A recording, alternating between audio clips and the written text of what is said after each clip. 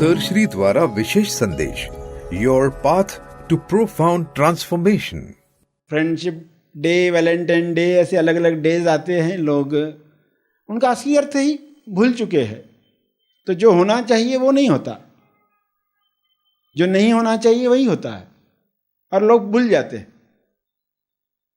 मगर ये दिन हमें अगर क्लियरिटी दे तो कितना बड़ा लाभ हो सकता है।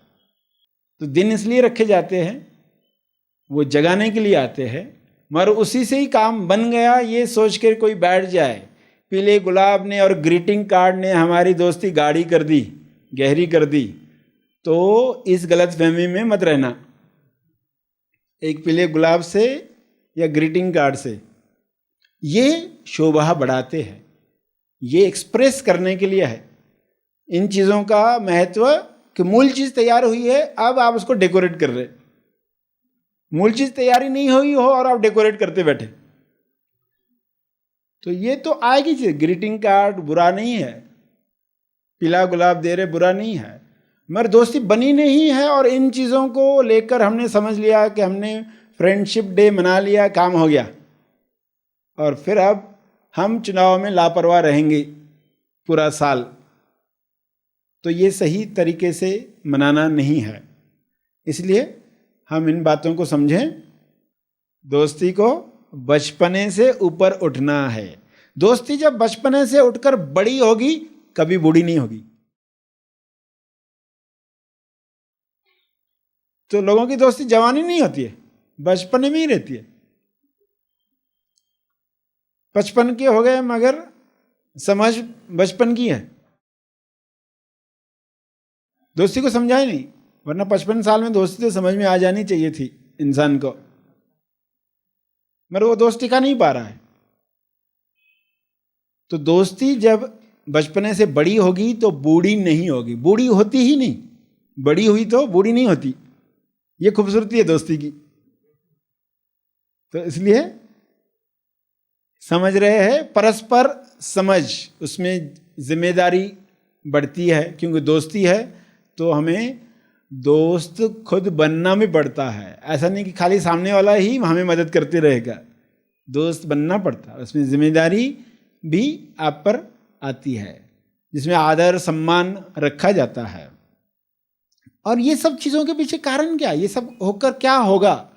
आपके अंतर मन की आखिरी परत तक खुलने में जो मदद करे, आपके अंतर मन की आखिरी परत को खुलने में, क्योंकि इंसान अकेले खोल नहीं पाता, उसके अंदर क्या क्या भर गया है बचपन से। तो दोस्त की उपस्थिति अंतर मन की हर परत को खोलने में मदद करती है, क्योंकि विश्वास है, फेथ है कि इसका वो गलत उपयोग नहीं करेगा, इमोशनल ब्लैकमेल नहीं करेगा। वरना जहां डाउट है, इमोशनल ब्लैकमेल करेगा। लोग दूसरे की जानकारी का गलत लाभ लेते हैं, इसकी बात उधर बता के, उधर की बात इधर बताकर। लोगों को मालूम ही नहीं, दोस्ती तो ये करते रहते, उनको पता ही नहीं कि ये आदत दोस्ती बिगाड़ती है। तो विश्वास डेवलप ही नहीं हो पाता, वचनबद्धता। तो दोस्ती में सही समझ है तो फायदा क्या होगा, या इन सब चीज़ों का मूल उद्देश्य था कि अंतर मन की आखिरी परत तक खुल जाए, जिस परत की वजह से इंसान सिकुड़ा हुआ जी रहा है। सब परतें खुल गई, बहुत खुल गया, मगर फिर भी कुछ परतें हैं अंदर जो बाहर के सपोर्ट से खुलती है।